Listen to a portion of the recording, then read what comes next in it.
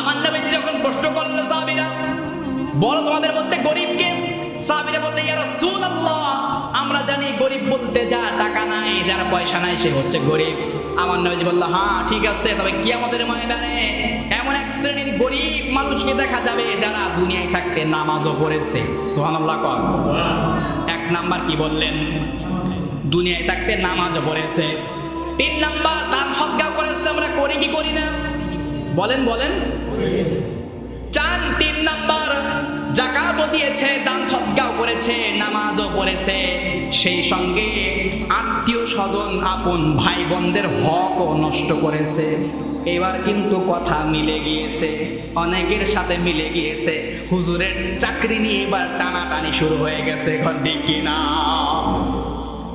হজও করেছে, যাকাতও দিয়েছে, আবার সেই সঙ্গে মানুষের উপরে জুলুম করেছে, রাস্তার মধ্যে কাটা দিয়েছে, মানুষের রাস্তা বন্ধ করে দিয়েছে, আপনজনদের হক নষ্ট করেছে, দোকানে বাকি খেয়ে বাকি শোধ করে নাই, আছে না নাই? মানুষের কাছ থেকে টাকা নিয়েছে, সময় মতো টাকা দেয় নাই, ঋণ শোধ ঠিক মতো করে নাই, লক্ষ লক্ষ টাকার ঋণ মাথায় নিয়ে ইন্তিকাল করেছে।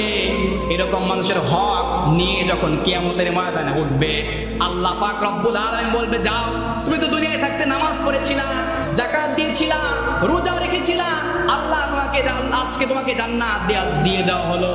ঠিক অন্তিম মুহূর্তে যাদের সম্পদ দুনিয়ায় থাকতে উনি ভক্ষণ করেছিলেন, আত্মসাৎ করেছিলেন, তারা আসবে, এসে বলবে, ইয়া আল্লাহ, এই ব্যক্তি আমার টাকা নিয়েছে, পয়সা নিয়েছে, সম্পদ নিয়েছে, আমার উপরে জুলুম করেছে, সব পাওনাদার চলে আসবে। আল্লাহ বলবে, কি ব্যাপার, সত্য নাকি বাবা? হ্যাঁ। তখন কি বলেন?